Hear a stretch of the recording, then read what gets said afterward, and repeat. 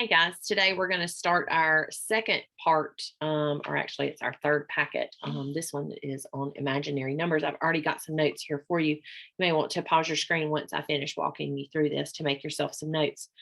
Imaginary numbers allow you to find the square root of a negative number up till this point, and even if you type it into your calculator, it's going to give you an error message.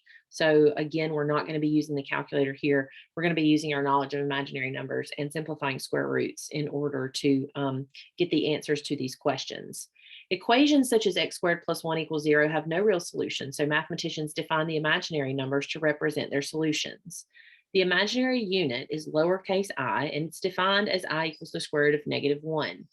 This is useful when working with square roots of negative numbers. A pure imaginary number is written in the form of bi, where b is the real number and I is the imaginary root.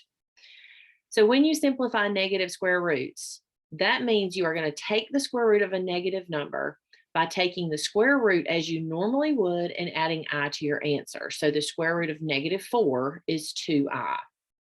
You have some steps written there.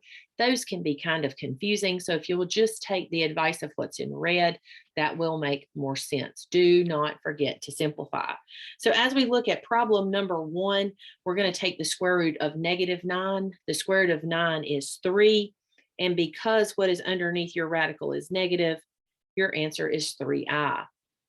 For problem number 2, the square root of -196. The square root of 196 is 14. Because it is negative, we include the I. The square root of -5 for problem 3.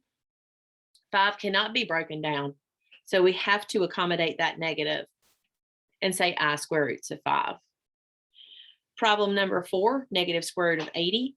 That 80 is going to be broken down as the square root of 16 times the square root of 5, and the square root of 16 is 4. Answer is 4I square roots of 5. 32 is 16 and 2. The square root of 16 and the square root of 2 is 4I square roots of 2. The square root of 192 is broken down as the square root of 64 times the square root of 3, which is 8I square roots of 3. So notice we're doing the exact same thing we have done in the past. We're simply putting an I in our answer because the value under the radical, the radicand, is negative.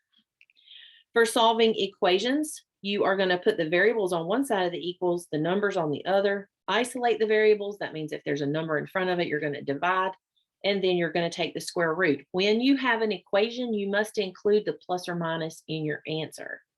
So we're going to take the 81 to the other side and say x squared is -81. Take the square root of both sides, and x is plus or minus 9I. I know I filled up most of the left side here, questions box, wherever you can find it.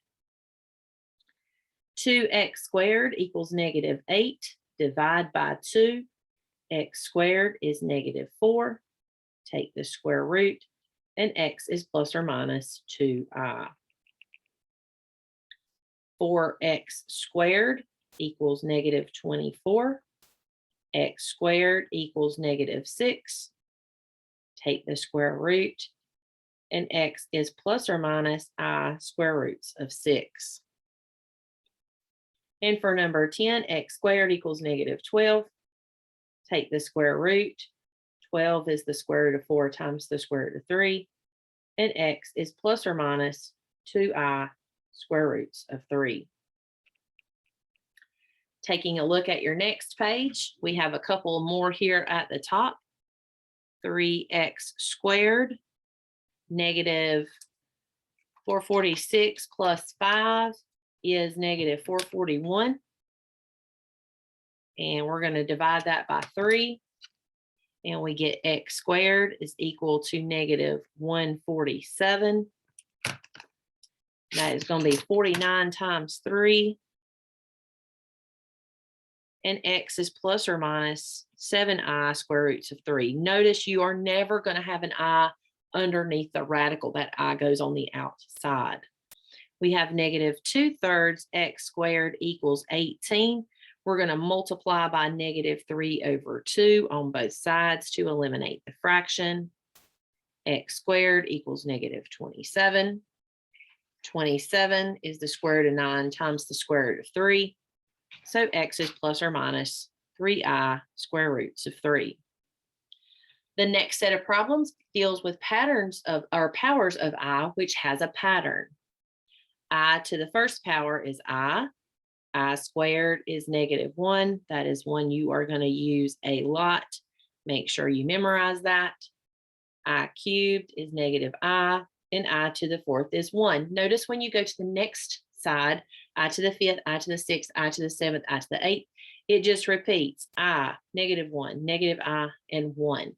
So when you want I to the 15th power, you just count 1, 2, 3, 4, 5, 6, 7, 8, 9, 10, 11, 12, 13, 14, 15. Answer is negative I. Now, if you have something like 62, where you don't necessarily want to count all the way up to 62, I would do 62 divided by 4 because it repeats in a pattern of 4. And then you get 15.5 when you do that division, which means you're going to go halfway, 0.5, halfway through the pattern again. So the other way to look at that is say 4 times 15 is 60. So 60 would be here. This would be 61, and this would be 62. So your answer is negative 1. You can count it as well, but that multiplication and division will work. Products of imaginary numbers means you're going to multiply. So when you look at 15, 4i times 7i is 28i squared. And looking back, we know I squared is negative 1. So 28 times negative 1 is negative 28. Negative 4 times 2 times negative 9, doing the coefficients in number 16 is 72. I times I is I cubed. 72 times negative I is negative 72I. Taking a look at number 17, 2i to the third power is 8i cubed times 5i is 40i to the fourth. I to the fourth is equal to 1. 40 times 1 is 40.